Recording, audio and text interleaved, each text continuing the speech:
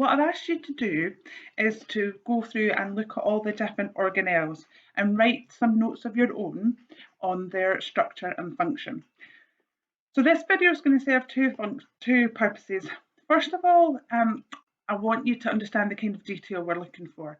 So in this, I'm going to go through one of the organelles just to give you an idea of the level. I find that people often overcomplicate this. We're not training to be microbiologists here. We just need to understand the basics so that we can then build on it as we go on throughout your time as a dental therapy student. So hopefully this will give you an idea of the kind of level of knowledge we're looking at. The other thing that I hope this video will do is show you one way that you can help structure your learning. So I'm going to do this in the form of a mind map. Now, you're going to find as we go throughout this module, I'm a big fan of a mind map. I use them a lot. I'm a very visual learner, so images and colours and things like that really help me. And we generally find that's the same for around 50 to 60% of people, particularly in the sort of creative industry as we are, where you're working with your hands a lot. Some people are more literary learners, so they like to read things a lot. Some people like to write stuff down. Some people like to listen. So whatever way works for you is absolutely fine. But I'm going to show you the mind map way just so that you can see one way of doing it. So the organelle that I'm going to talk about just now is mitochondria.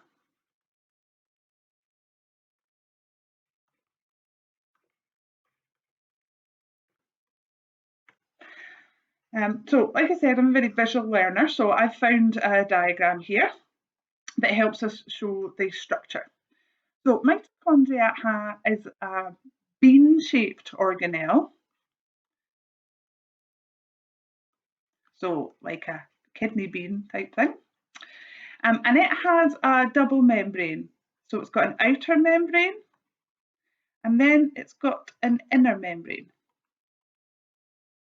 And the outer membrane is nice and smooth, but the inner membrane has got all these folds on it. And these folds, so there's one there and one there, they're called cristae. That's the plural, or cristae individually. So because of all the folds, this inner membrane has got a significantly increased surface area when you compare it to the outer membrane. And that's important because it relates to the function. Sticking with structure though, we would say it's a relatively large organelle compared to the others. Now, none of these are big, obviously. These are tiny structures inside the cell, and the cell itself is already microscopic. So they're not big, but in terms of other organelles, mitochondria is one of the largest. So let's think about the function then. We often refer to mitochondria as the powerhouse of the cell. And that's because it creates the energy that the cell needs to perform its functions. No matter what this cell is doing, it needs energy. No cell is completely idle, they all serve a purpose. Some cells need more energy than others, but either way it needs energy. So mitochondria create the energy that the cell needs. And they do that by producing a substance known as ATP. So that's adenosine triphosphate. And it does that through a process of aerobic respiration.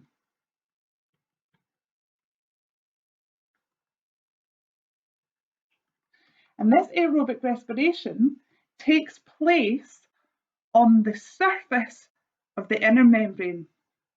So you can see now why these folds and therefore increased surface area are really important, because this aerobic respiration and production of ATP can only happen on this surface. So if the surface wasn't folded and it was just like the outer membrane, you'd have a lot less space for the aerobic respiration to occur. And just to delve a tiny bit deeper into aerobic respiration, this is the process by which ATP is produced. That involves oxygen, which is why it's aerobic. If there was no oxygen, it would be anaerobic, but there's oxygen, so it's aerobic. And the only source of energy of unit that our body can use to make energy, which is glucose. Okay, so everything we eat, all our carbohydrates in particular, are broken down into their smallest unit, which is glucose. So aerobic is the process of oxygen and glucose, and that produces the ATP. Now, it also produces CO2. We know that's a waste gas that we produce, that we exhale, and it produces water, which our body can go on and use or excrete. So I've now got a mind map that helps me talk about the structure and the function. And you could go on and make this a bit more detailed just to kind of separate those things if you want. So I might use a highlighter if we say that this section here is about structure, and then the rest of it, let's choose a different colour. Let's say this one is about function.